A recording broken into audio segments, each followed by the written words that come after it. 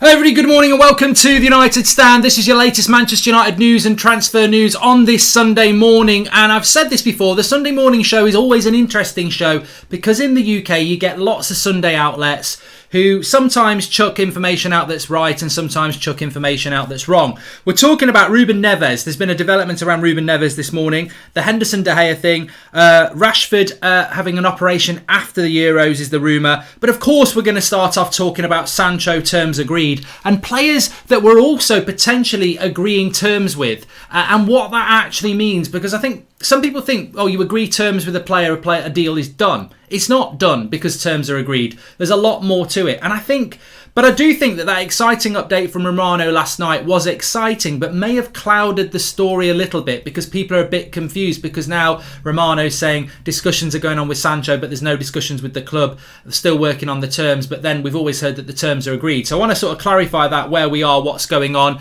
I've spoken to a couple of people this morning, and what I would say is that the confidence is very high. So lots to update you on, especially around Varane. I think that's quite an interesting one as well. I'm still 90% club, yes. Anyway, look, first of all, let me just say I am, as you can see, wearing some of the fantastic Boohooman active range, and today we are supported by Boohooman. As you all know by now, Boohooman have entered the activewear market in a big way, and despite me saying that I'm the perfect brand for the face, Boohooman Active have decided that current WBO cruiserweight title holder Lawrence Okolie is better fit. There really is no telling some people. I mean, WBO cruiserweight holder or Mark Goldbridge, but you know, I mean, what does he have that I don't? I mean, yes, he's on a 16-0 winning streak with 13 by knockout, but can he do it on a cold evening in Stoke? Can he do a watch along on a cold evening on Stoke from the comfort of his own bedroom in his pyjama bottoms? Probably not.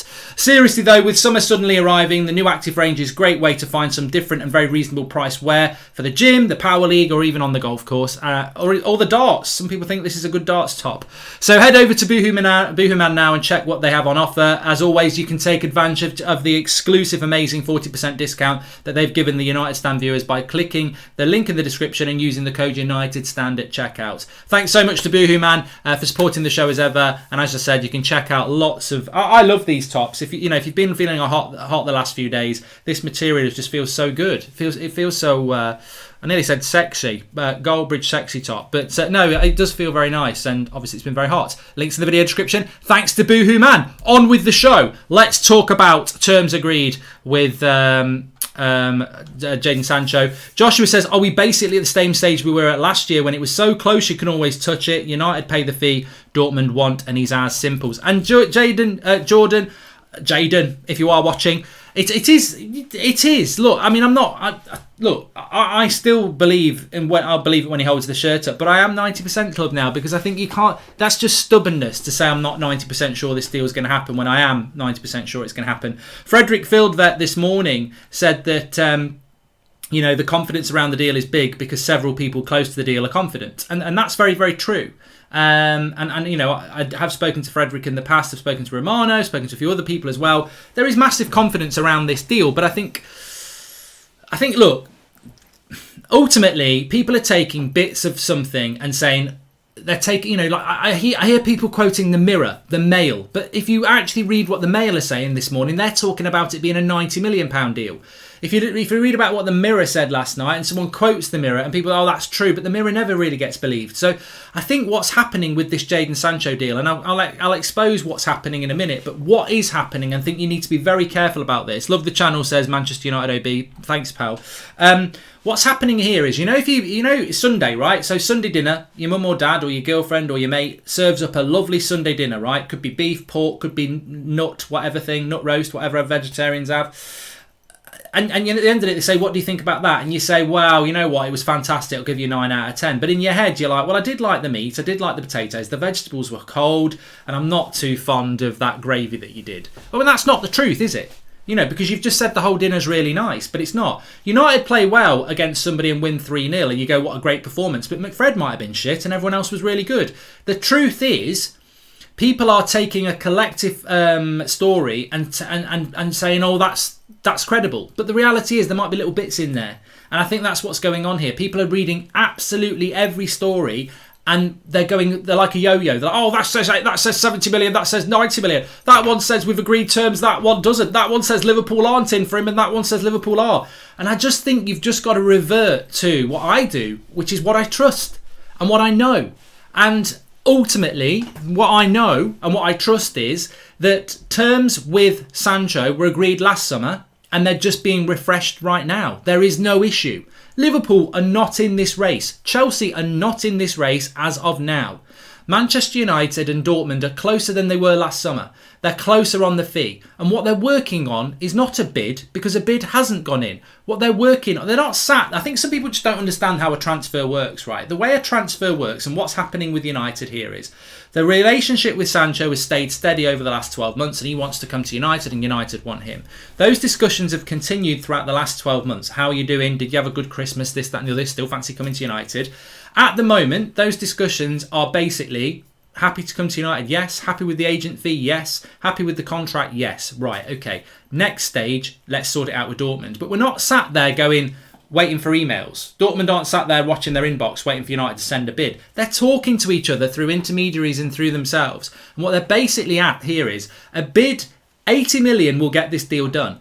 But, and this is reflective of last year as well, but we're closer because last year Dortmund wanted 120 million. What's happening here is the deal will be done for 80 million, but there is no bid because United and Dortmund have not agreed on the terms of the deal. And the terms of the deal are this. Will you give Dortmund 50 million and then 30 million next year, and will Dortmund accept that? Or do Dortmund want 80 million straight up? Or will Dortmund want the money so much that they'd actually take 70 million right now, but if it's the full 70? And this is what's going on here, because the press will say United spend 80 million on Sancho, United spend 70 million on Sancho, but the difference in how that helps Dortmund is very different, because if you get 70 million for Sancho now, you've got 70 million. If you get 80 million, but you're only getting 50 million now and 30 next year, you've only got 50 million now, even though 80 million is more than 70. And that's a very simplistic way of explaining what's going on, but that is what's going on. Terms are agreed with Sancho. And there's contradiction at the moment this morning, but terms are agreed with Sancho. That is not the issue here. The issue is the terms with Dortmund. And that is why I'm 90% sure it's going to happen. And that is why everybody around the deal is very confident. And that's why it will happen. But the big question is how long it's going to take to happen. And I think that's really important as well. How much does Dortmund want for Sancho exactly? I've seen different amounts. It's around 80 million. It's around 80 million. If Ollie and the coaching staff think Aaron Wan-Bissaka at centre-back is an option, surely that is the evidence that they're all on drugs and need to be fired, says Brad Lewis. And if Rashford is having surgery, then we need to sign Koeman as well. He's ready, come 30 million, else it's a problem. Sancho will come, but left side will be a problem. Rashford surgery is a massive problem, says Annie. I'm going to talk about Rashford surgery in a minute, but I just want to wrap up on the Sancho story, because there's another warning I would like to give people as well. Loving the channel, Mark, but your imagery Sancho shirt you hold up seems too small for your big guns. Keep up the great work, says Paul Crampton. Thank you very much, Paul. But look, when will it happen? And I think this is another warning. As I said, some people are talking about... I mean, look, I'm part of chat groups. I'm sure you are as well. And people are putting up stories from the Star, the Mirror, the Mail. They're taking little bits, believing it. Ultimately, go with what you know. Whether it's the United Stand News Show, where we talk about what we believe are credible and not credible stories. Ultimately, there are certain people that are credible and there's certain people that are not credible. And I think you just need to focus on what's credible. And the credible story at the moment is that Sancho wants to come to United. United want to come to Sancho. There's nothing going on bad between them. No other club are in for him. And we are trying to negotiate the deal with Dortmund before we put a bid in. And that's it. In a few sentences, that's it. When is it going to happen is the thing that's stressing people out. And this is where I do agree with Romano and everybody else. Again, because what they're basically saying is nobody knows. Nobody knows how long this deal is going to go. And maybe it will happen before the Euros. Maybe it will do. I don't think it will, but maybe it will do. But just remember here, this is the key thing to take away from this. Is it going to happen this week or not? Are you not the gullible fish? Are you not the gullible rats following the Pied Piper? Because ultimately, have you ever stopped and thought, United fans are getting hyped about, is this going to happen before the Euros? Is it going to happen after the Euros? I tell you who sat there rubbing their hands. United's board and the Glazers, because they're like, we've got them on strings. We've done it. In the space of a month, we've got them on strings. A month ago, they wanted to raid Old Trafford and kick us out. Now they're obsessing about any tweet about anything to do with Sancho. The positive impact around the club is huge. And we've got him on strings for the next 6 weeks. There's no Glazer out talk. There's no not a penny more. There's no not buy this. There's nothing. Everything's back how it should be, with us in charge of this football club, manipulating the fan base, making money. And that's the truth, isn't it? And I know I've fallen into that trap as well. We're all gullible because realistically, what's the best thing the Glazers can do here? Not sign Sancho till July so that you lot for the next 6 weeks are like, when's it going to happen? When's it going to happen? Because that's all you're focused on. And the Glazer out movement and the reality of shares and, what we're going to spend beyond Sancho, etc. That all disappears in this hype train of when is Sancho going to sign? So actually, when you think about it, it makes total sense that United have allowed this Sancho deal very early in the transfer market to become a thing. And it makes sense that, will it happen before the Euros or will it happen after? Well, it's in their interest that it happens after the Euros because you just keep this Sancho thing going and going. And you know what? We are gullible. We are gullible because we've seen it with Harry Maguire. We've seen it with Bruno. We've seen it with Pogba. United love to string the fans along on a massively drawn out transfer saga because it just keeps everybody's focus on where they want it to do. And as a business and as a brand, that's a very clever marketing move. You control this conversation. You control what people are thinking about. I mean, basically, it's like popping something into Man United fans' water, isn't it? To make them just think about positivity and not about negativity. So it could go on and on and on for ages. It could be over in a couple of days. Anup, we spoke about Rashford. We'll do that in a minute. Going a little bit off topic, but I hope those Aaron Wan-Bissaka as centre-backs aren't true. That what's the point in giving Bailly a contract? Says AJ Flores. Arsenal signed Gabriel, Willian and Partey. All their previous team won. So the important transfer Man United this summer would be to sell someone to Arsenal. Never a bad time to banter the Banter FC. So shake. Forget Rice. United should say to Dortmund, here's 150 million for Bellingham and Sancho. Bellingham's ceiling is much higher than Rice's. I'd love Bellingham, Ben Anderson, and let's not forget Ben Anderson, that Bellingham should be at this football club. Rashford injury will ruin all plans as it's the Glazers. They won't buy a winger. They might retain Lingard and Mata. Clearing Deadwood won't happen, says Anup. I mean, I wouldn't, I've got to say here, if United keep Mata and Lingard, I'm disgusted. And I like both players, but it's just disgusting lack of spending money, and it would frustrate me a lot. But ultimately, I'd be banging my head against the brick wall because everyone will be going, yeah, but we got Sancho, Mark. And I'll be going, yeah, but we've kept Lingard and Mata, who we've known for the last 3 years just aren't good enough. They're just taking someone's spot on the bench, a young player. I want them both gone. I like both players. Their careers are better away from Man United. I mean, why Lingard and Mata want to stay at United on the promise of, I'll play you a bit? He won't play you. Like, Lingard had to leave to go to West Ham. He didn't play him at the start of the season. Mata's hardly played. Why would you stay at United if you're Lingard and Mata, other than money and familiarity? Because you're not going to get used. And most people don't want them to stay anyway, so go and build your career elsewhere. Think of your career. Ollie's team is softer than a muffin. David let down by poor coaching and awful defending. Blast former coach Gabino Rodriguez. I've seen about that Pratak. Remind me about that. And imagine believing Varane would ever contemplate being coached by a manager with Ollie's CV, says Andre. Right, okay, I do want to bring Varane in because he is on the thumbnail. Varane next. So this is just a sort of continuation of what's been said about Sancho, but I suppose a diluted level.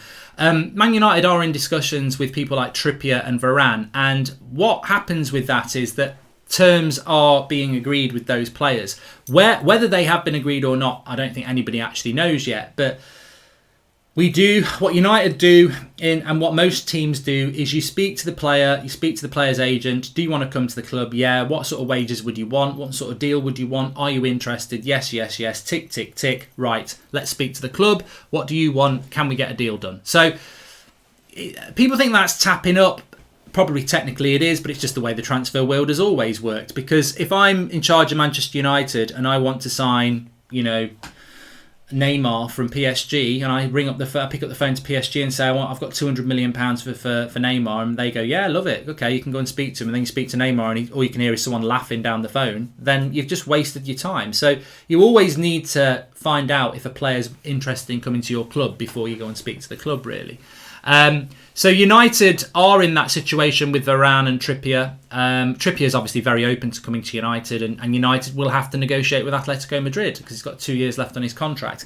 The same with Varane. Conversations have been had with Varane from Manchester United's representatives around, is he interested? What sort of wages would he want? What sort of contract, etc. So terms with Varane could be agreed. They may well be agreed. I mean, that's not in the public arena. Nobody actually knows that at the moment, but people do know that there is a strong interest in Varane, and therefore terms will have been discussed. So, I think that the interesting thing for me is that we know what's happening with Sancho. We know we're interested in Varane. We know we're interested in Trippier. But going back to what somebody said before about the midfield situation, that worries me massively. And I said we'd talk about Ruben Neves.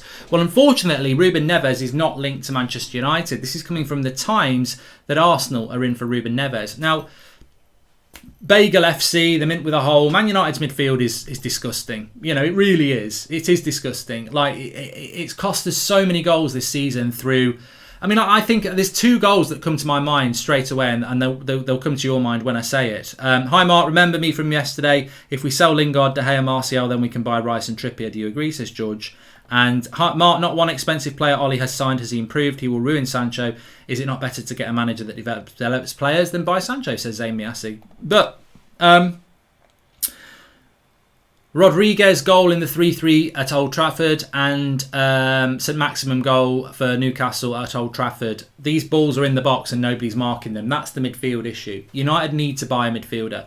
Games are won and lost in the midfield, and I don't care how great the talent is around the midfield. If the midfield isn't good enough, it isn't good enough. And I've always said this, McTominay and Fred, we could swap McTominay and Fred with Romu and Ward-Prowse, and we would have a better midfield than what we've got now. And people could say, well, you could do that with quite a lot of midfields in the Premier League. You're right. But the problem with that statement is, and I would argue it with anybody, if I'm saying that Southampton's midfield 2 is better than McFred, why are we going into next season with McFred? They're not good enough. Whether people like them or not, the answer is in the statements I've just said. Southampton's midfield 2 are better than United's midfield 2. That is a massive, massive sign that our midfield 2 isn't good enough. Whether you like them, whether they put the cones out, whether they smile, whether they're passion merchants, whatever, they're not good enough. And this is why United need to buy players to be good enough, because you are basically polishing a turd. They are not good enough. So why are United making do with players that aren't good enough? We must buy a midfielder. For me, this summer's transfer window stands and falls on whether Ole Gunnar Solskjaer provides us with a midfielder that befits a team that's going to challenge for a title.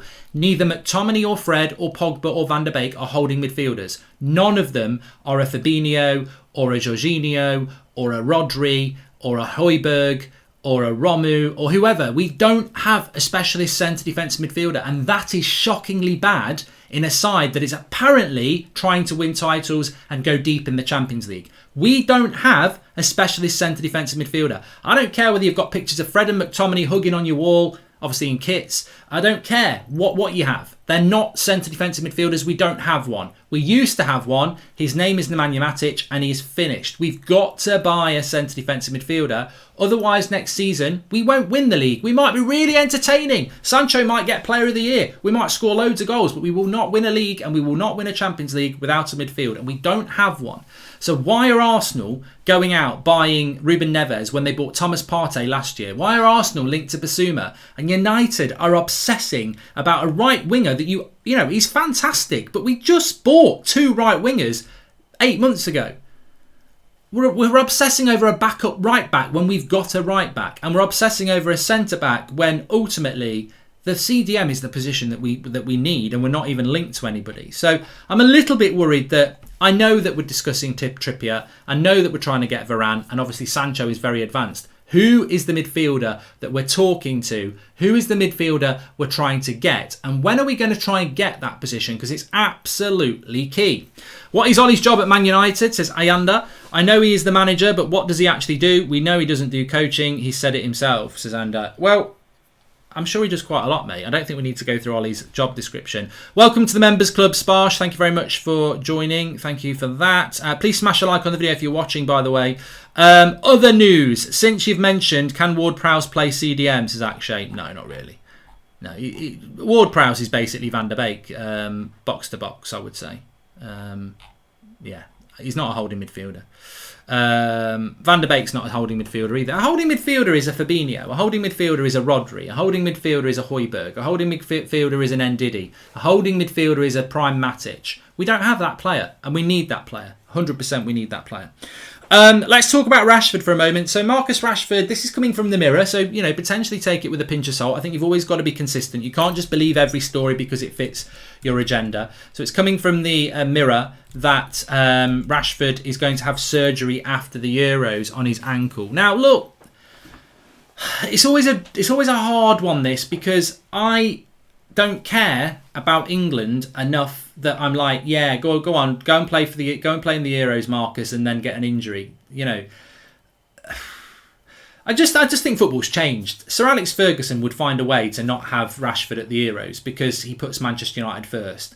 I think Ollie probably sits there in man manager modes and goes, Rashi, I understand it, Rashi. You go and play in the Euros because you've got to be happy, Rashi. And yeah. Ollie's, you talk about what Ollie's style is. Ollie's style is to be everybody's mate. Does Ollie make the big decisions? Is he ruthless? Question mark. I don't know. Because I don't, you hear behind the scenes he's really ruthless, but then why don't we see that on the scenes? You don't see it on the touchline. You don't see it in his substitutions. You see him overplaying his favourites. I don't see a ruthlessness in Solskjaer. I wish I did. I don't think he's a ruthless manager at all. And I personally think that Marcus Rashford has been played injured for most of last season. We're now at the end of the season and he's going to play in the Euros where he's still injured. And then at the end of all that, he's going to have an operation that might mean he misses the start of the season. Ultimately, Manchester United should be looking after their own interests and therefore looking after Marcus Rashford's interests, because Marcus Rashford playing injured is just going to lead, unless he has a great Euros, and I hope he does, all that's going to happen is we're going to have loads of online arguments where certain United fans and certain non-United fans are like, Rashford's shit, why is he even playing for England?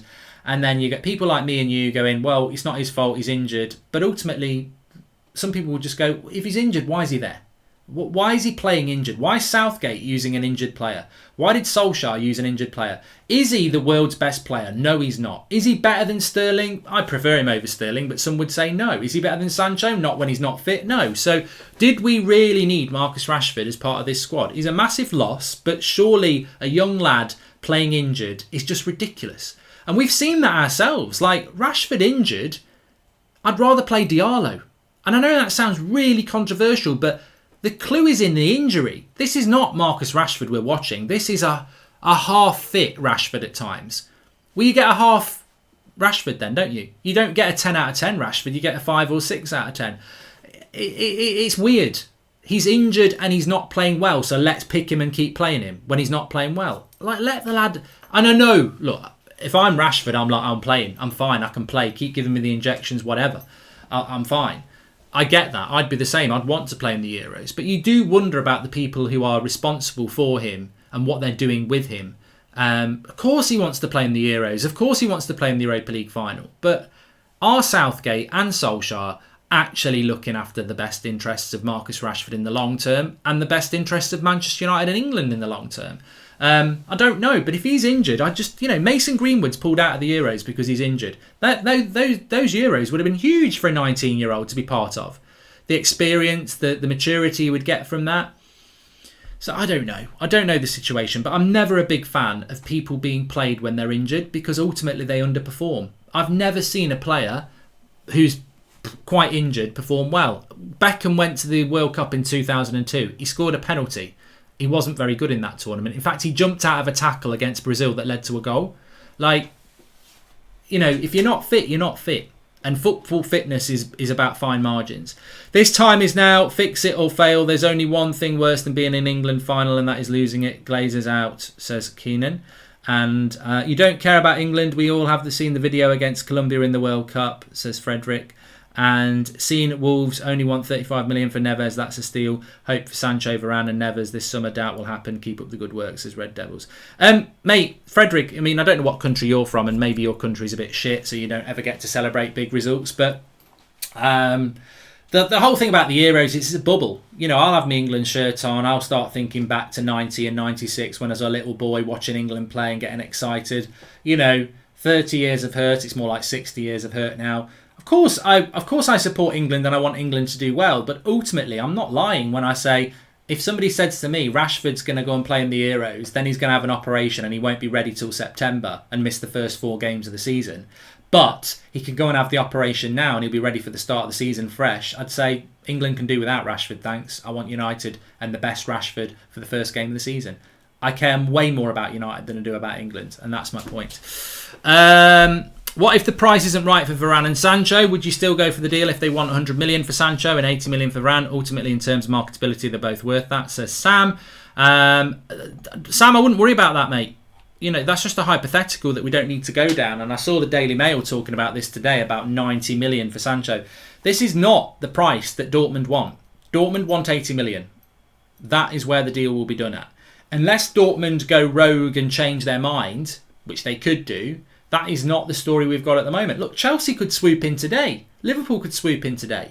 But as of now, that is not the reason to worry. As of now, everybody is very confident that this deal will get done. You know, a week ago, was I 90% sure this deal was going to happen? God, no. Am I now? Yeah. Will I be tomorrow? I think so. Will I be next week? We'll see. You know, United averaged taking 6 weeks to do a deal. I personally think this is going to run and run, and I personally think it's part of the game plan of United anyway. I think they want it to run and run because it just keeps everybody focused on positivity instead of thinking about that stupid fan forum meeting on Friday where the Glazers basically were more vague than a vague person. Like they just didn't give us any detail at all. And it's all part of the master plan of getting you to buy shirts, buy tickets, and forget about being Glazers out. So I think that they will do what is best for them in that sense. There's a little bit about the goalkeeping situation. Dean Henderson's done an interview with Man United today talking about how he loves Manchester United and how he's a good goalkeeper, etc. And then you've also got a story from David De Gea's ex-coach saying that United effectively are treating him badly, that the defence is a huge problem, and no goalkeeper for Man United should be taking the blame for anything that's going wrong at that club because they're defensively bad, which I think is true.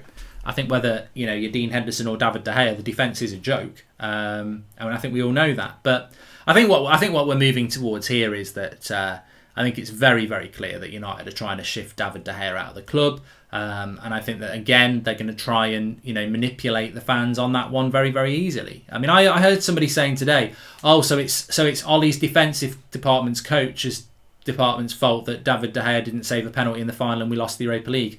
Well, the instant reaction to that is, well, it's also David De Gea's fault that we were in the final because his performance against Roma was one of the best I've seen from any goalkeeper this season, and the defence was shite, like it's been for most of the season. So I do think there's a lot of truth in that. I think United's defence is a joke, and I think the defensive coach needs to be, go on a defensive coaching course or be sacked. Like, we're terrible defensively. I can't believe. I look back at that final against Villarreal, and all I ever see, and I have nightmares about it, I just see 8 red shirts and 4 yellow shirts. The cross comes in and the yellow shirt has a 1-on-1, and you think, how does that happen at any level of football, let alone a bloody European final? So defensively, we're a joke. That does need to be worked on. That's got nothing to do with De Gea and Henderson. We are an absolute shambles defensively, and we do need to work on that. Rashford should learn from Wazza. His prime years will be very short at this rate if he keeps making himself available, says Plop. And that's a great point. And well, thank you for the super chat, Sir Turner. I mean, it's very, very obvious to me that Marcus Rashford is carrying a lot of injuries, and he will be finished by 30 if he doesn't be careful, because Marcus Rashford's game is so reliant on explosive pace. The best bits of Rashford where he does the flicks with everything, and it's all about speed. You take Rashford's speed off him, is he that good? People will say, well, no, he's not. His final ball is a bit inconsistent. His crossing's a bit inconsistent. His shooting's a bit inconsistent. You take Rashford's pace off him, and I think, he's still got growth in him, but is he the same player? Of course he's not. What's the easiest way to lose pace? And you're right, we saw it with Rooney. He lost that explosive pace in his late 20s. The easiest way to lose pace is injury and fatigue. And Rashford's heading the right way for doing that. I mean, I just think what Rashford's put his body through in the last year is ridiculous, absolutely ridiculous. And somebody needs to grab hold of him and look after him, because I believe he's a fantastic player. I just don't think he's anywhere near his level at the moment, because is he benefiting from that? He's getting a lot of stick from some people. I I just think he needs looking after. If I was Man United coach, I would say to Rashford, 2 months off. Don't care. You're having 2 months off. I mean, how you get him out of an England camp, I don't know. Probably too late now, but 2 months off. No pre-season tour. 2 months off. Get yourself ready for the first game of the season in 2 months. You're not coming on tour. You're not playing friendlies. I just want you ready for that. And, but that won't happen, will it? Because for whatever reason, those decisions are not being made. But then we know he's injured. As much as I would like the Sancho, I'm just praying a real club comes and swoops out from under our nose and reignite the Glazer out movement, says Tib. Vinash, thank you very much for the super chat there.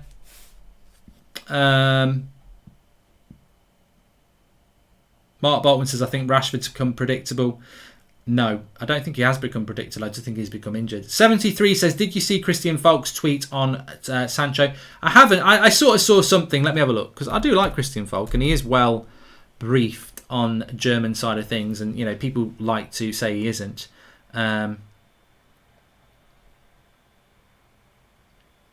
So this is via Build from 3 hours ago. He's basically saying no offer from United for Dortmund, which is true. Also no negotiations, which is true. I mean, that is true. But I think what you need to understand here is that you need to understand the way transfers work.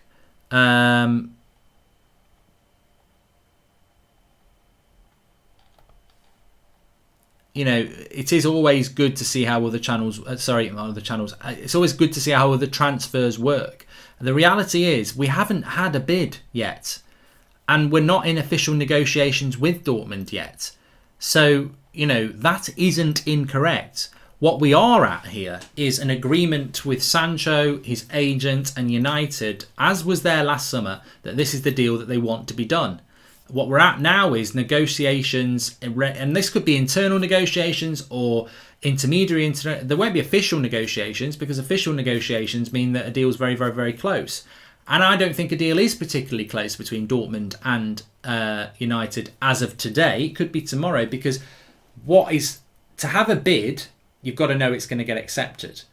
To know it's got to be accepted, you've got to have official negotiations. To get to official negotiations, you've got to have a hint of what it is that's going to be agreeable. Because if they sit down and negotiate, you ever played FIFA where you sit down to negotiate and you offer, like, I've done it before, I've offered 100 million for Messi and I've offered 10 and they get up and they go, oh, you're wasting my time.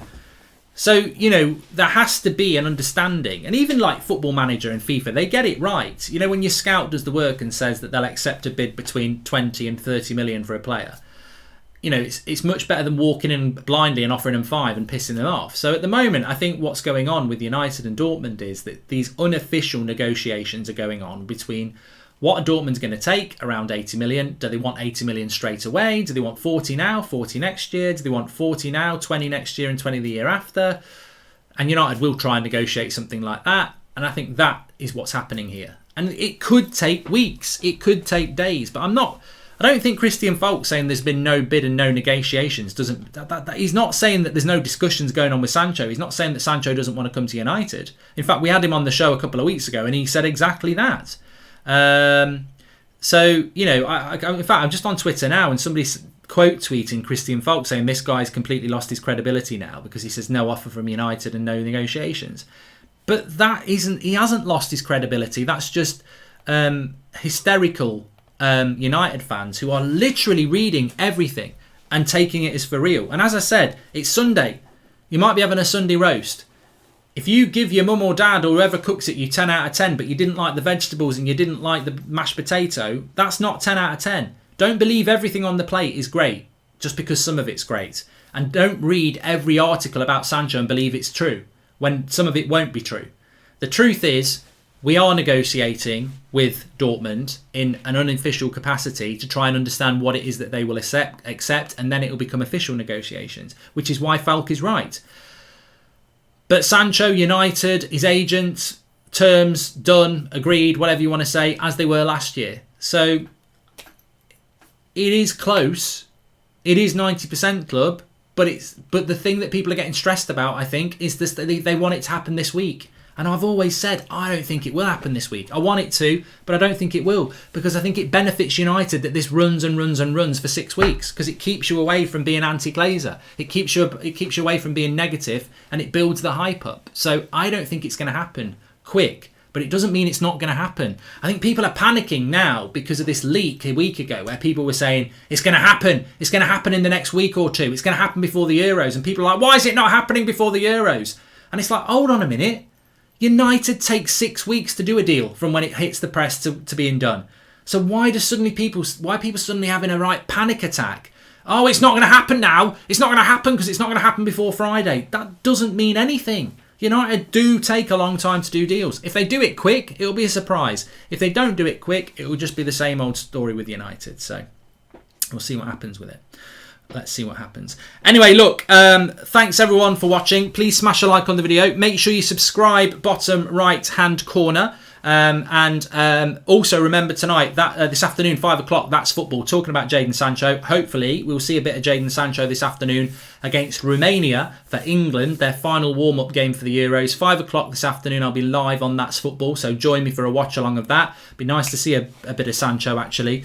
What do you think of Fabian from Napoli, says Bradley? I like a lot of midfielders, to be honest with you.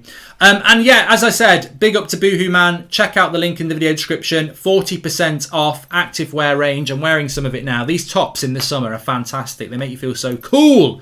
But they've got loads of stuff on there. Check it out. Thanks to Boohoo Man. Thanks to everyone watching. Make sure you smash a like on the video, and I'll speak to you all in a little bit. But what I would say is don't panic about this Sancho thing, and don't believe everything that you read. Like, everybody wants a bit of the Sancho story, and people are putting bullshit out there. The reality is, no issues. Terms with the player, not an issue. Sorting the bid out with Dortmund won't be an issue. We just need to get to a point when we put that bid in, because we know it's going to be about £80 million. So I just don't stress about it. Don't stress about it. And I'll tell you what, there'll be a lot more people putting a lot more shit out there today because it generates story. I guarantee at some point Chelsea are going to swoop in. Liverpool are going to swoop in. Even bloody Norwich might swoop in. I don't believe any of them are swooping in anywhere, but it'll probably happen. Speak to you all in a bit. Check out the Boohoo Man link in the video description, and I'll speak to you soon.